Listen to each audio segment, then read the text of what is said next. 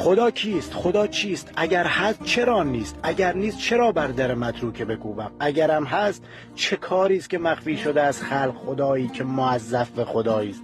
شبی از لب یک مرد شنیدم که به اثبات خودش گفت خدا ساخته ذهن بشر بوده، خیالی است. یکی فاز به فرگشت و یکی گفت انرژی است و دیگر نفری گفت خدا از پدران آمده، ارثی است.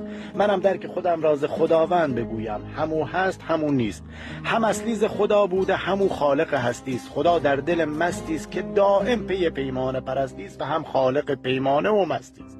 خداوند ضمیر است، نه میرا و نه فانی است، نه میر است. خدا خالق دانشکده و دانش و شاگرد و مدیر است و هم حس به مسئولیت درس دبیر است. خدا لقمه پرچرب شبانگاه امیر است. خدا تکیه نانی به دو دستان فقیر است. خدا بخشش اعدامی در بند اسیر است. در مکتب زرتشت ملقب به اهوراست. الله همان یهوه موساست، هم خالق بوداست هم خالق عیساست. او خالق دنیاست.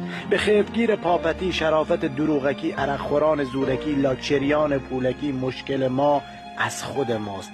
به سبقت این مستیش، به مفبری به پستیش، جب به خدا پرستیش، لعن به ذات هستیش، مشکل ما از خود ماست.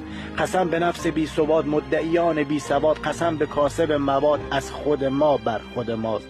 هیچ نکوز ما نشد تا بر ما نکو رسد، نیک نکرده بر کسان نیک بر او نمی رسد. حال دلم خراب شد، روزنه ها سراب شد، گلایه ها کتاب شد، سمت فرار می روم از این دیار مردگان. به هر طرف که رفتم عوارضی حساب شد. همشتی.